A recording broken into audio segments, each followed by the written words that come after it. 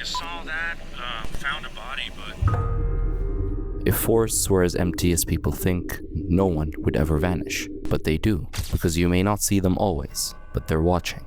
And we found 4 real footage that prove it. Those aren't just stories, they are recordings that were never meant to be seen, especially the third one.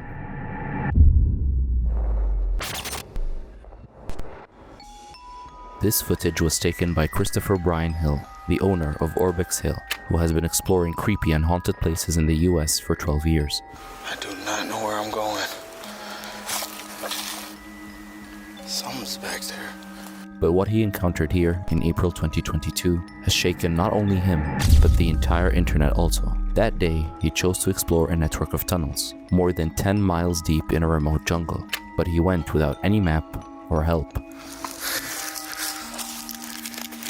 After crossing a dense, seemingly peaceful woods, Chris entered the mysterious tunnel with only a GoPro and a headlamp.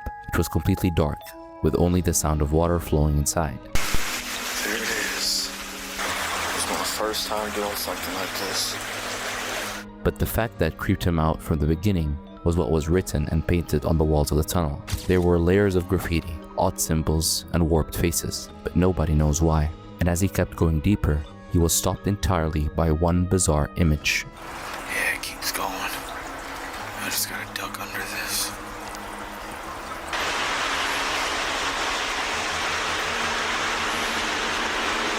A tall figure with a pentagon-shaped head and a slender body, almost like a warning painted by someone who had witnessed something disturbing. But what? Any aliens or creatures? Or is it just a mind game to create a creepy atmosphere in the tunnel? Chris kept going deeper, and at one point, he discovered something more eerie, a message engraved on the stone. All this water.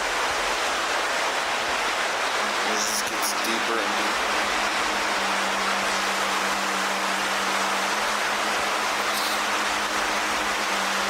deeper. It read, "Human flesh tastes better in the dark." But why? There was no way to know if it was a joke or some kind of warning, because not long after, the whole hallway kind of trembled with a deep roar.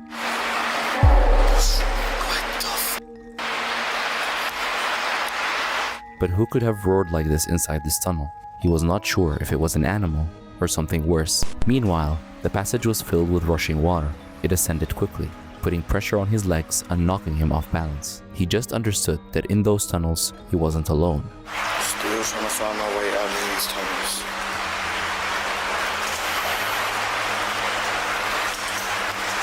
I'm hearing a lot of noises down there. But what concerned him more was that if something happened, running back would be extremely difficult, fighting this current. However, he made himself calm and decided to explore more. But the sensation of being watched followed him everywhere he went. And at one moment, when he took a turn inside the tunnel, his camera captured something terrifying.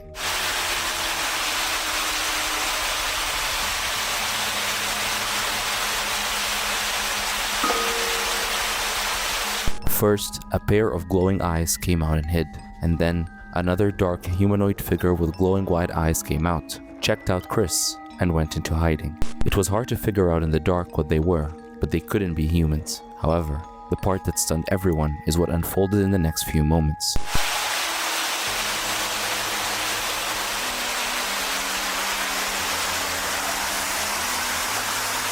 Basically, Chris didn't notice them in the dark. So, coincidentally, he went deep inside the ways those creatures were.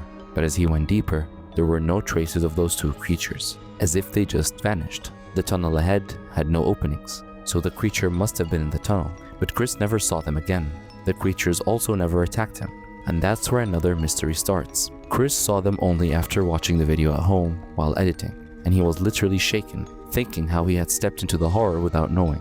But skeptics referred to it as staged, while others said they were people hiding in the tunnels or underground creatures. But Chris claimed it was 100% authentic and unaltered. If it is real, these creatures must be aliens or skinwalkers who saw Chris that day, but never attacked him or disturbed him. Plus, there is never a formal explanation, report, or any follow-up on this. Chris also never went back to find out. So, could this be really staged by the Orbex Hill team? Or were they really something in those tunnels, like aliens, skinwalkers, or some unknown paranormal things? What do you think? Would you ever dare to go there and find out the truth?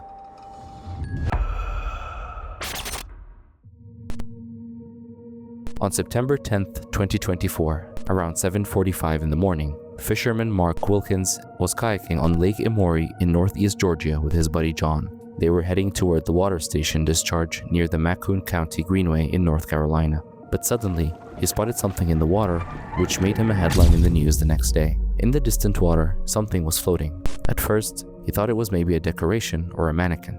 But as he got closer, he couldn't help but notice the shape and the color. He could clearly see a human hand sticking up out of the water, pale and motionless. And below it, there was a face, badly decomposed. The body was swollen and discolored. It had been in the water for days, maybe longer. He grabbed his phone immediately and dialed 911. I am fishing on Lake Emery and I have come across the body. And I was going down towards the water station discharge. Are you in the water? Yeah, I'm sitting here looking at it.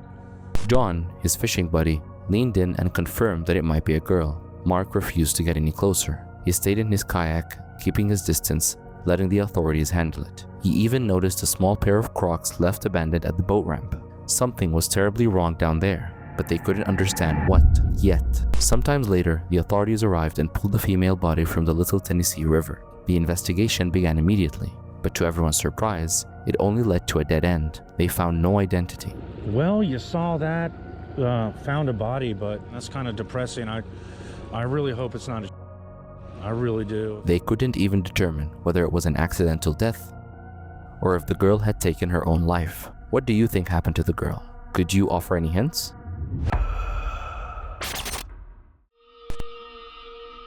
Sergey was a skilled hunter who used to record all his hunting adventures, but never bothered to post them anywhere. Only after his death, one of his close friends posted his videos on YouTube as a tribute in 2017, and that's when everyone saw it. All the videos of Sergey were just simple hunting footage, except one.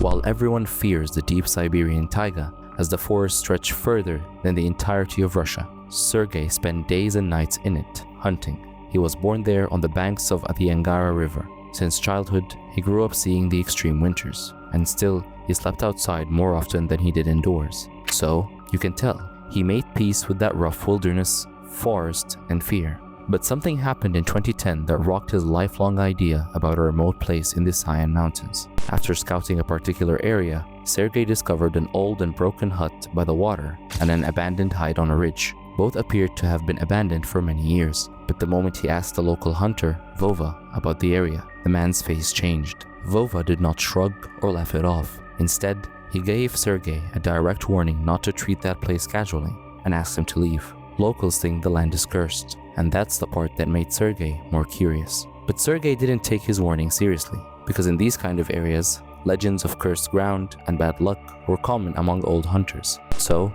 he just set up his salt lick, he got his equipment ready, and prepared his hunt. But little did he know that, hours later, he would turn from being a hunter to being hunted. So, he built that place like an idea hunting ground. And in order to observe the clearing below, he built a raised platform hidden in the trees. In order to give his boots a forest scent rather than a human one, he wrapped them in strips of cloth known as portyanki that he had boiled with fir branches. He had a flashlight attached to a tiny video camera so he could record the hunt. And then he started waiting there for his prey to show up.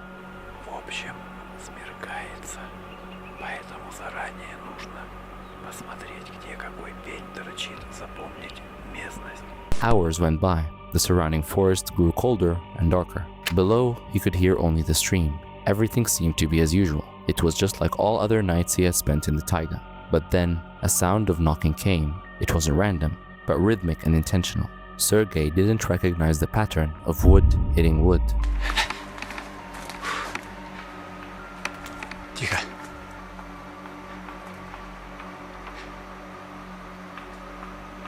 But he slowly realized that there was something out there, and it began to circle him. At first, he thought it could be an animal, maybe a bear scratching a tree, or something else, something he had never seen before. The only part that seemed unusual was the continuous knocking.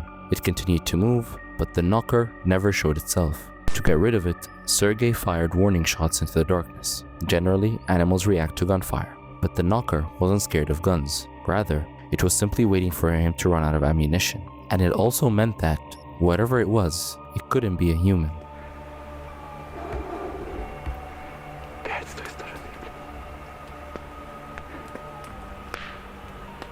Then, what was it? For some moments, the forest fell silent after the initial warning shots, but the silence also seemed a bit unusual. There was no wind, not a bug, not even an owl call in the distance. With his camera still recording and his rifle ready, Sergey kept waiting in his hide, and about 90 minutes passed in silence. But again, the noises returned, and this time it was not knocking. They were worse, pitch-changing moans that rose and fell, followed by high-pitched voices that were not bear or wolf-like. There was also a sound that was almost like humming. The entire forest seemed unreal. Those who later examined the video claimed to have heard a woman's voice mixed in. Some also said the noises were too intentional to be animal calls, but too odd to be human.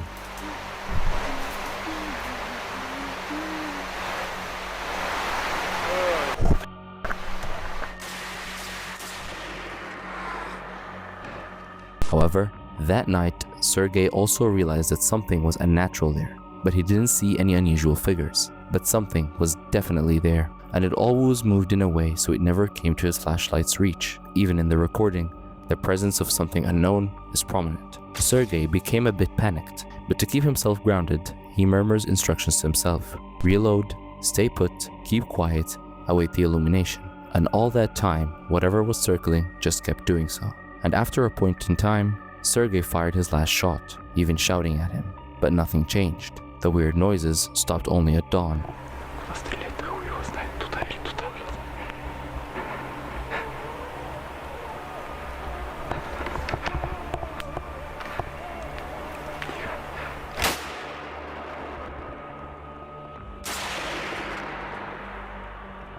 And quickly, Sergey descended from the tree. Though he had survived the night, unharmed, but he was deeply shaken and admitted that there was something definitely wrong with this land, and he should have listened to Vova's warning. But the story doesn't end there. After the video went online in 2017, skeptics claimed it must be other people pursuing him in the dark that night with the intention of robbing him or killing him. But when they checked how difficult the location was, that theory collapsed. It is nearly impossible to come across another person in the taiga due to its size and remoteness. It is nearly impossible that a group would purposefully hike into that particular ravine on that particular night just to prank a skilled hunter. Some others claimed it was an unidentified animal behavior, perhaps a bear behaving oddly, or wolves. But Sergey had decades of experience, and he was familiar with all bear sounds, so he could have understood if it was a bear. In a video, Sergey himself stated that whatever was circling him that night, its pattern didn't match the rules he was aware of. The patterns of knocking, the vocal sounds, or the way it went around in circles without ever showing itself. None of it matched any animal behavior. Some people think it was something older, maybe a secret of the forests. That theory also gained support from local history, which says Sergey discovered an abandoned hut that had been constructed by a group of resin collectors from the Soviet era named Khimiki. These laborers harvested pine and cedar resin while residing in the taiga year-round. But one night, inside that very hut, a bear had killed one of them, and the body was discovered decomposing and half-eaten. Doors torn off, the structure was damaged. So, there was a haunting memory of violence there, which made the land cursed, and everyone stays away from there now. Sergey may have been the only one to survive. It's unclear why, but maybe because he left offerings of tobacco at the hut and spoke to the forest like his ancestors did, asking not to be harmed. Who knows?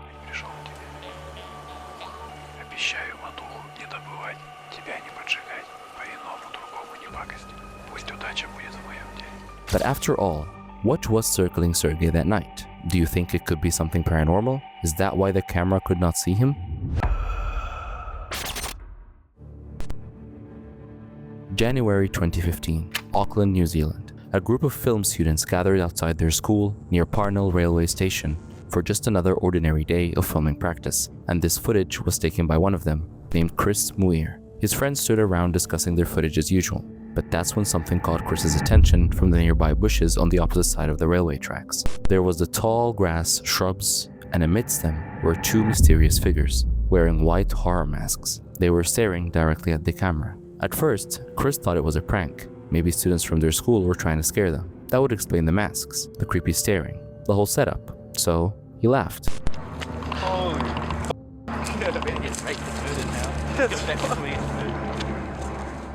But the two figures never moved for a second, just kept watching with a cold stare, and that stillness made the encounter uneasy. But after a while, the masked pair began to move, slowly emerging from the tall grass, walking towards the students. Still staring through those blank white masks, and that's when Chris and his friends became nervous. They sensed something was not right, and that's when Chris noticed something that made his blood run cold. He was reviewing the footage, zooming in, looking closer, and turned out the male figure was holding a pistol, and as he approached the students, he seemed to cock it. Was he going to shoot all of them? But there was no time to think. Within a moment, everyone ran toward the main road, splitting up. I don't see him. And the masked couple followed them too, but not running, just walking steadily and relentlessly. Chris captured one final shot on camera. The pair was following one of his friends directly, as if they were trying to hunt him. The terrified students somehow made it to the main road and felt safe, but almost immediately they found something shocking. A police helicopter was circling overhead, armed officers on the ground with rifles and Kevlar vests, but none of the students understood who called the cops or why they were there. However, the students gave the report to the cops, showing the footage. Turns out, the masked pair wasn't just some harmless prank, they were a real threat. But here's what made it even more disturbing. This wasn't the couple's first appearance. Rather, what the students had just encountered was Auckland's most terrifying mystery ever. I saw them sort of over there stand up from the bushes. I called out and they didn't really reply, they just started to approach us. For 3 weeks, the masked couple has been stalking parks around Auckland. Multiple sightings, multiple victims, always the same horror movie masks, always the same intense staring and carrying what looks like firearms. Earlier that same week, they had frightened a woman at Auckland's Domain Park.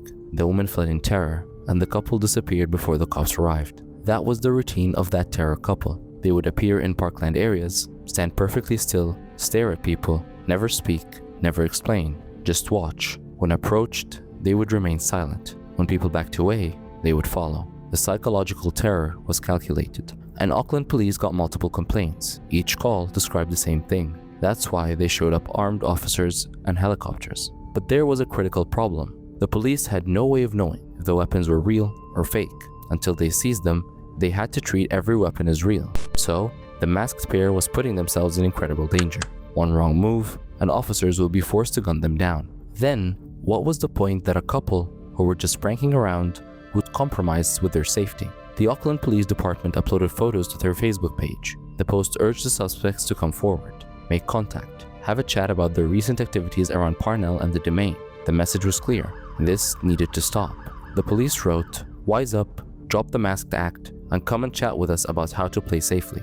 But amidst this, some accused the film students of staging everything for attention, like creating fake viral content and manufacturing a hoax. Finally, on a Thursday afternoon, the mystery took an unexpected turn. The masked couple finally made contact with the police. They walked into Auckland Central Station voluntarily so the authorities could get answers. But what happened next confused the people even more. Police said that they had spoken to the suspects. They had given an explanation. The weapons in their hands were fake, but police would not be publicizing what that explanation was. So, the public would never know their motives, and their identities remained protected.